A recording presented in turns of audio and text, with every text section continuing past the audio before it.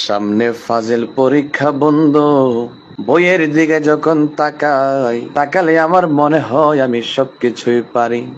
পরীক্ষার পরে আমার কণ্ঠস্থ, মুখস্থ, ঠোঁটস্থ, কিন্তু কি বলবো দুঃখের বিষয় বন্ধু, আজকে আমি মাগরিবের নামাজ পড়ে যখন পড়ার টেবিলের মধ্যে বসলাম, বসিয়া একটু চিন্তা করলাম শনিবারের থেকে আমাদের ফাজিল পরীক্ষা শুরু হবে। যেহেতু পড়া যখন পারি রে, একটু বইগুলো খুলে পড়াটা রিভাইজ দেই। যেই কথা সেই কাজ বন্ধু, সঙ্গে সঙ্গে বইগুলো খুললাম, সাজেশনটাও খুললাম। খোলার পরে যখন দেখি আরবি সব প্রশ্ন রে বাবা, দেখার সঙ্গে সঙ্গে দেখলাম আমার মাথার উপর দিয়ে হঠাৎ করে ঘূর্ণিঝড় আমফানের মতন চক্কর মারলো বন্ধুরে।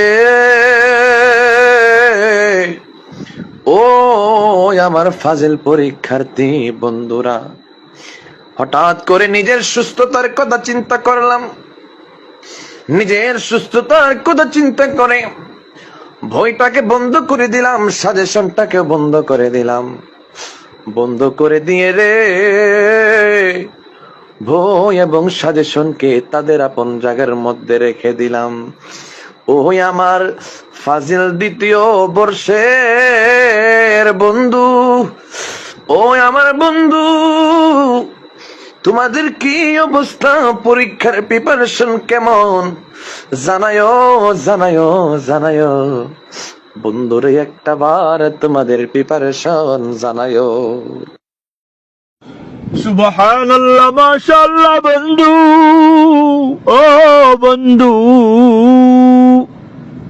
যে কোকিল কণ্ঠ সুরে তুমি আমাকে তোমার ফাজিল পরীক্ষার কথা শুনিয়েছ, বন্ধু তুমি শুনে রাখো, এমন কণ্ঠ দিয়ে যদি তুমি ওয়াজ করো রে বন্ধু, শুধু ওয়াজ নয়, মানুষের অন্তর সহ ওয়াজ হয়ে যাবে। তোমার ফাজিল পরীক্ষা দিতে হবে না, তোমার কামেল পরীক্ষা দিতে হবে না, তুমি কামেলে মুকাম্মেল হয়ে গেছো।